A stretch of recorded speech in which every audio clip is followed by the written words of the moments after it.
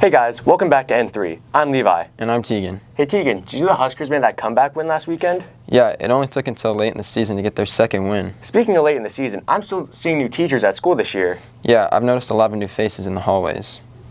My name is Melanie Smith, and I'm a counselor here at Northwest.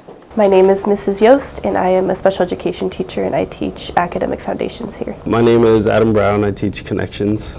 I'm Megan Knuth, and I teach resource here at the high school. I started my career at Grand Island Public Schools. I was at Grand Island Senior High. I was a business teacher and a counselor there.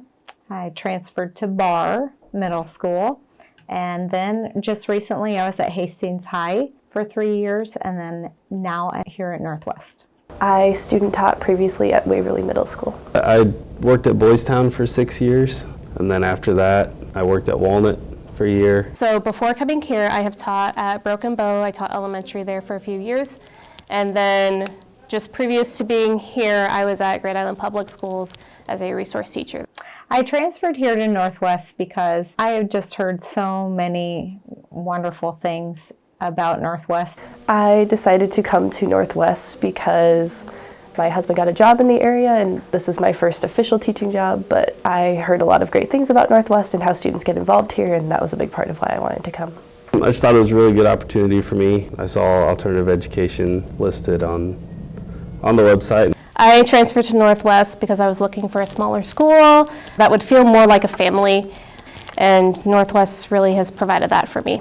Differences between this school and other schools that I've been to, I think the biggest thing is it's a smaller school, which I really enjoyed. The involvement here at Northwest compared to where I student taught, there's kids that have just their own activities that they like to do, and everyone's kind of involved in some things. The main difference is it's not a normal classroom setting, and it's high schoolers, not 7th graders. It's the community I've built and the family feel of the school. I've gotten really close with a lot of my students and a lot of the teachers here, and I was welcome from day one, and it's been a blast to be here. Mrs. Merritt and I are taking some bus trips for kids, and we're touring colleges, so that'll be really fun. At some point, I would definitely like to be a coach of some sort. Soccer is my favorite sport, so if there were ever a soccer position, that would definitely be something I would like to look into. I've been coaching Legion baseball for 10 years, helping out at the high school for 3 years. I am not currently involved in any extracurriculars. In the future, that might be something I'm interested in trying. The biggest thing I'm excited to do right now as a new person is just meet kids and staff members and get to know everyone. And I'm always excited for a good football game, volleyball game. Going to more events is something I look forward to. I'm excited to go out and watch the football team finally have a home game on the new turf. I'm excited to go to any of the events that we have here at Northwest. I'm very excited to go see those and see all our students in action. Oh, so that's who the new teachers I keep seeing are at school. Also, what are you wearing? What? It's the theme for the game. Didn't you see on the Shipyard's Twitter? No, what's the Shipyard? It's the Northwest student section. Duh. Sports at Northwest are in action. The Shipyard supports the Vikings at every home game. The Shipyard is the student section at Northwest High School. Pretty much the hype of the games. We try to get the crowd excited, just kind of hype everybody up, you know. Shipyard is a bunch of students that come together during the games and support the team, support their friends that are involved. I became the Shipyard leader by kind of showing up to all the games since my freshman year. I've been wearing the crazy themes, you know, always been cheering loud, and eventually I just moved down in the student section, and then last year Caleb Pobans actually chose me as a Shipyard leader. Caleb Pobans actually texted me. He decided that from the past games and everything, and we did show choir together, so he knows how involved I am. Asked me if that was something I'd be willing to do. So the methods to choosing a theme are kind of, we have a group chat and we just kind of text and like give ideas, and then we kind of just pick on those. We ask the team that's playing what they think would be best. We kind of just walk throughout the school and we ask random people what they would rather do for the themes. Well, we choose cheers kind of by like tradition. I mean, it's always kind of been the same. We add a few new just funky ones, but I mean, just kind of like throwing out ideas like in our group chat or receiving ideas from other people. That's kind of how we pick. My favorite theme is probably pink out. Last year, me, Caleb Homans, and Brendan Burt, we all kind of went shirtless and went with these like really short jean shorts, painted our bodies pink. It was pretty cool. Personally, I like pink out because it's pink,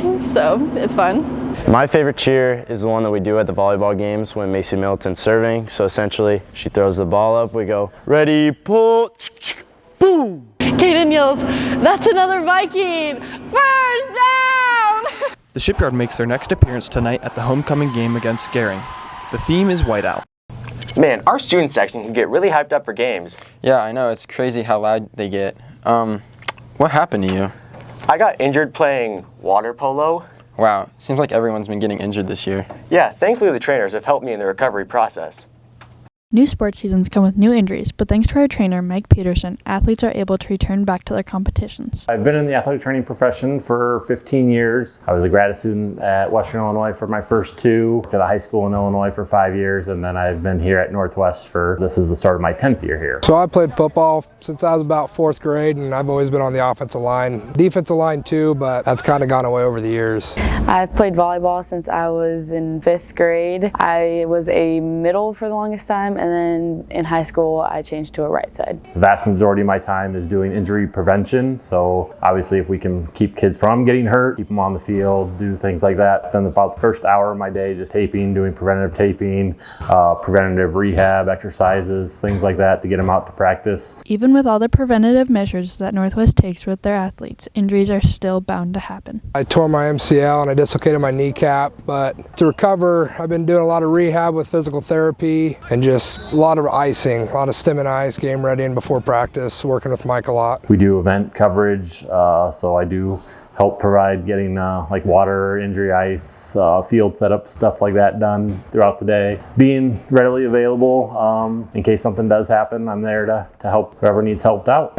So I've missed 6 weeks of football already. Kind of sucks as I'm a senior, but I do get to still play 4, maybe even a playoff week or more, depending on how we do. And I thought about playing college ball, but after this injury, I just kind of took it out of the factor. As of right now, I'm recovering from a re-torn ACL. For recovery right now, I'm doing PT and just working out every day for it. So obviously ACL is probably going to be one of the bigger injuries we face here at Northwest. It is just a very lengthy rehab process. It can be anywhere from 6 months to a year. So we want to make sure that we get the swelling down and their range of motion back before they have surgery, because you're going to get a lot better outcomes. Spend a lot of our time kind of on the back end, making sure that they're ready to compete and get back to sports safely. This injury has affected my season in many ways. I've only had 1 full season of sports my whole high school career. I'm out until middle of basketball comeback season. Kobe and Brock are both looking forward to getting back to the sports they love. I'm glad athletes are able to get quickly back into action thanks to our trainers. Also, why is there a rubber chicken on the table? Huh, that's weird. I thought I left that in my car along with all the other cool things in my car. I wonder what cool things other students have in their cars. Welcome back to another Viking in the Village. Today we're asking people what's the coolest thing about their car. Well, the coolest thing about my car, I like the rear view camera. Changing the colors of the deck. Alrighty. The window can't roll down. I like how it looks because it's cute. I don't know. My steering wheel cover. The door can't open from the outside. It goes vroom. My cop detector. Definitely that doesn't have AC. That front panel's screwed up. The middle part right here, it breaks and I can make the whole thing connect, so I have a longer bed. It's big. I don't know. The speaker is busted out. My Among Us stamp. Do you want a stamp? Sure. Did it work? A little bit. I also have a Roblox character too. Daddy owns it. It's white. Alright. This door sometimes likes to lock itself and not unlock. Straight pipe.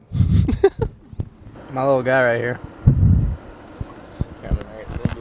Probably the dent I have on my passenger side. I don't know. Nothing. It's not very special. It's really fast. There's a little turbo whistle on it, so it sounds like you got a turbo on it. Can we hear it? Yeah. Man, some people do have some cool things in their cars. Thanks for watching this week's broadcast. I'm Levi. I'm Tegan. See ya.